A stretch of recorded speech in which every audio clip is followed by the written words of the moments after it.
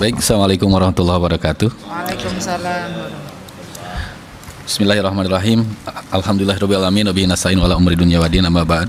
Yang terhormat pimpinan Komisi 8 beserta jajaran, yang saya hormati teman-teman dari organisasi profesi, saya akan langsung saja perkenalkan. Nama saya Teddy Malik, saya dari Asosiasi Guru Madrasah Indonesia atau AGMI. Hari ini datang bersama teman-teman organisasi profesi untuk menyampaikan beberapa aspirasi. Di antaranya yang pertama, kita sudah banyak membahas tadi tentang program P3K. Ketika kita datang dan membahas P3K, lagi-lagi masanya diregulasi, Bapak. Kemarin kita adakan simposium nasional. Hasilnya ini salah satu yang saya sampaikan. P3K ini kenapa nggak bisa gitu kan? Yang pertama, kita meminta amandemen Undang-Undang Guru dan Dosen nomor 14 tahun 2005 pasal 24 dan Undang-Undang ASN nomor 23 tahun 2023 tentang ASN, di mana kedua undang-undang ini tidak memberikan ruang kepada semua guru madrasah swasta. Saya bacakan saja contoh, misalkan di Undang-Undang Guru dan Dosen nomor 14 tahun 2005, pemerintah wajib memenuhi kebutuhan guru baik jumlah kualifikasi akademik maupun dalam kompetensi secara merata untuk menjamin keberlangsungan satuan pendidikan anak usia dini, jalur pendidikan formal, serta untuk menjamin keberlangsungan pendidikan dasar dan menengah diselenggarakan oleh pemerintah. Ini mengunci sehingga kita guru-guru swasta ini tidak terakomodir. Harapan kami, bahkan kemarin kami sudah dengar Bapak bahwa DPR ini akan membuka kembali mengamandemen Undang-Undang Sisdiknas. Saya mohon Undang-Undang Guru dan Dosen pun juga bisa diamandemen dengan ditambahkan bukan hanya diselenggarakan oleh pemerintah tapi ditambah dengan diselenggarakan oleh masyarakat. Berarti kami terakomodir di sana. Yang kedua, pasal 36 Undang-Undang ASN ini hanya memberi ruang kepada pegawai-pegawai yang ada di instansi pemerintah saja. Ini sangat tidak adil karena apa? Banyak dari mereka itu, banyak yang siluman itu saya kira sudah jelas, Pak. Honorer itu yang honorer benernya ada, yang siluman juga banyak. Sementara kami yang banyak lebih lama mengabdi itu tidak dihargai. Saya kira saya tidak baca Undang-Undang nomor 20 tahun 2023 karena ini banyak. Saya kira ini menjadi catatan karena ini tugas dan fungsi DPR untuk mengamandemen undang-undang ini, Pak, supaya kami guru-guru swasta, guru-guru madrasah swasta ini diberikan ruang bagaimana pemerintah ini bisa hadir di sektor swasta. Ini di amandemen alasannya juga sangat jelas, Bapak, bisa dilihat. Undang-undang ini bertolak belakang juga dengan Undang-Undang Sisdiknas, undang-undang sebelumnya, dan Undang-Undang Dasar 1945. Saya bacakan saja. Di mana Undang-Undang Sisdiknas nomor 20 tahun 2003 tentang hak dan kewajiban pemerintah dan pemerintah daerah, di sini pasal 11-nya, pemerintah dan pemerintah daerah wajib memberikan layanan dan kemudahan serta menjamin terselenggaranya pendidikan yang bermutu bagi setiap warga negara tanpa diskriminasi.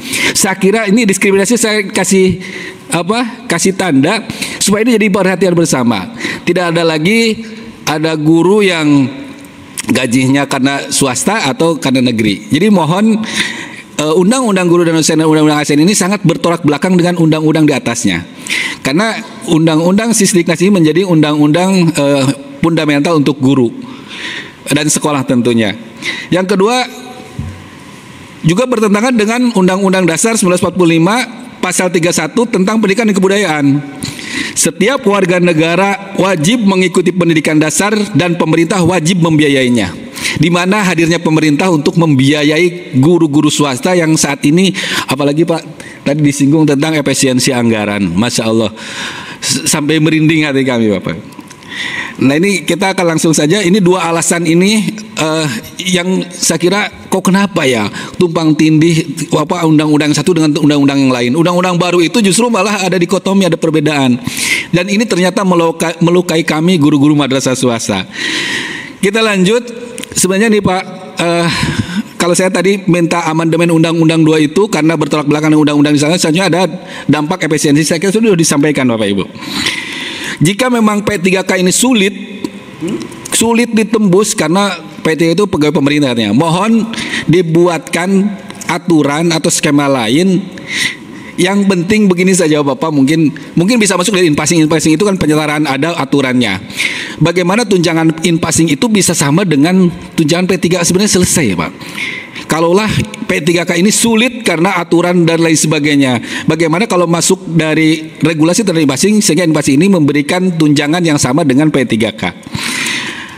Atau bentuknya mungkin bisa akselerasi pilihan angka kredit, atau bagaimana mungkin ini DPR beserta pemerintah bisa mensiasati itu sehingga kami yang mengajar lama mengabdi ini bisa diafirmasi dengan aturan baru supaya tunjangan yang 20 tahun mengajar itu tidak sama dengan 1 tahun mendapatkan SK, Bu. Misalnya kemarin 2023 yang sudah 20 tahun dengan yang 1 tahun itu sama saja, Pak, 2.785.000, kan itu tidak fair gitu.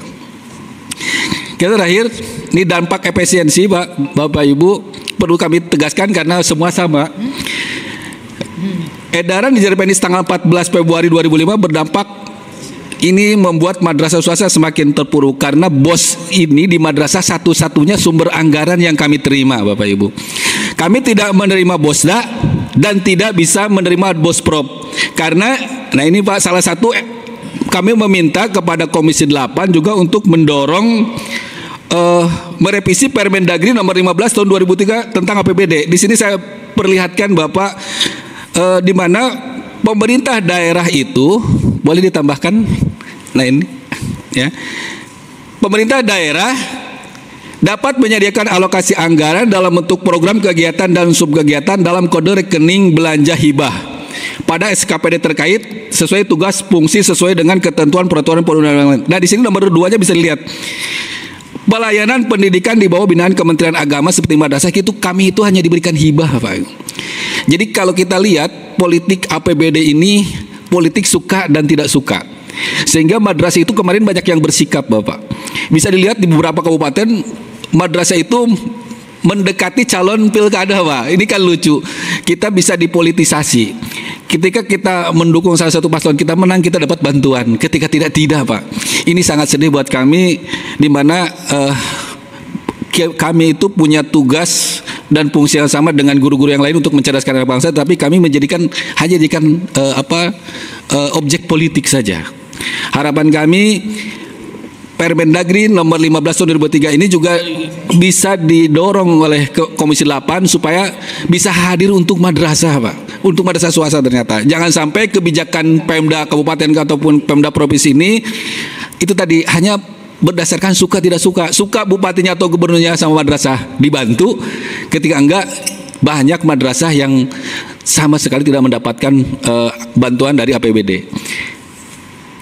Terakhir, ada pesan khusus Bapak ini dari teman kami. Dari kemarin itu, karena saya salah satu yang ikut mendorong atau mendukung program inflasi tahun kemarin, ada beberapa teman kami yang usia 55 tahun, ini saya harus sampaikan, itu tidak terakomodir di inflasi tahun 2023, Pak. Karena alasan usia 55 tahun, Permendikbud 28 2014 itu membatasi usia saat in-passing itu tidak boleh dari usia segitu. Sampai saat ini, Pak, mereka masih menunggu. Padahal masa mengabdinya lebih lama, usianya lebih tua, sebentar lagi sudah pada pensiun sekarang, tapi sampai sekarang belum ada kompensasi apapun.